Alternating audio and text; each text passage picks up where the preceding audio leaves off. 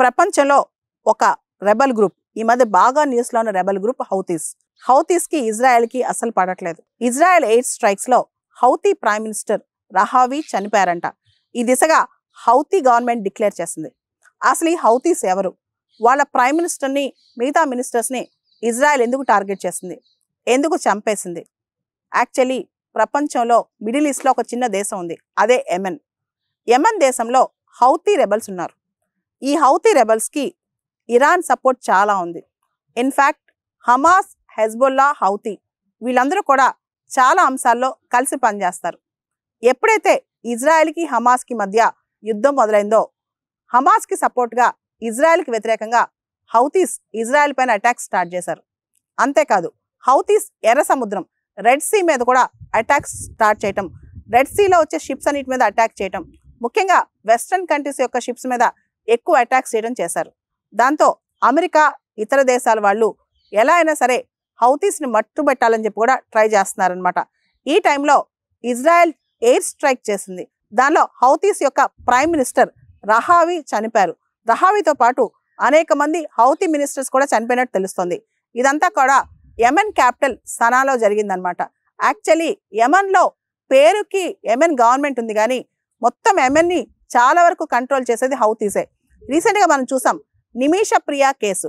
నిమిషా ప్రియా అంటే ఒక Indian nurse అక్కడ ఉండిపోయిందనమాట.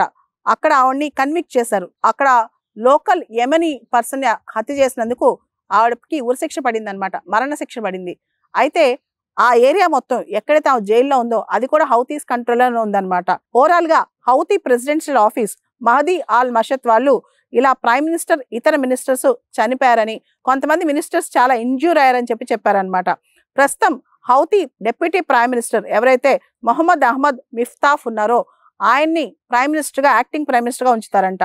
2024 ఆగస్టు నుంచి, అంటే గత సంవత్సర కాలంగా రహావీ హౌతీస్కి ప్రైమ్ మినిస్టర్గా ఉన్నారనమాట.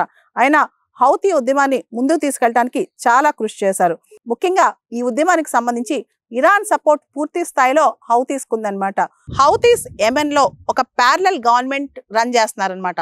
సేమ్ గవర్నమెంట్ లానే కంప్లీట్ స్ట్రక్చర్స్ ఉన్నాయి. వాళ్ళ ప్రైమ్ మినిస్టర్, మినిస్టర్స్ మొత్తం ప్యారలల్ గవర్నమెంట్. ఇన్ఫాక్ట్ చెప్పాలంటే యెమెన్ని డీఫాక్టో పరిపాలిస్తుంది కూడా హౌతీసే. లెబనాన్లో హెజ్బొల్లా ఎలా కంట్రోల్ చేస్తుందో లెబనాన్ని, యెమెన్లో కూడా హౌతీస్ అలానే కంట్రోల్ చేస్తున్నారనమాట. దాంతోపాటు ఈ హౌతీ రెబల్స్కి ఇరాన్ బ్యాకింగ్ ఉండటం వల్ల వీళ్ళకి చాలా సపోర్ట్ సిస్టమ్ కూడా దొరుకుతుందని చెప్పి ఇంటర్నేషనల్ సోర్సెస్ చెప్తున్నాయి. ఇప్పుడు ఇజ్రాయెల్ చేతిలో హౌతీ ప్రైమ్ మినిస్టర్ చనిపోయారు. ఇక్కడ చెప్పుకోదగ్గ విశేషం ఏంటంటే, ఎవరైతే హతమార్చబడ్డాడో హౌతీ ప్రైమ్ మినిస్టర్ రహావీ లాస్ట్ వీకే ఒక స్టేట్మెంట్ ఇచ్చాడు. పాలస్తీనియన్స్ యొక్క ఫ్రీడమ్ కోసం యెమెన్ ఎంతైనా కష్టపడుతుంది అని.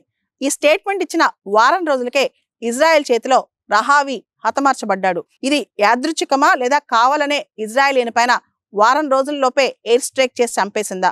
ఇదే పెద్ద ప్రశ్న అందరికీ.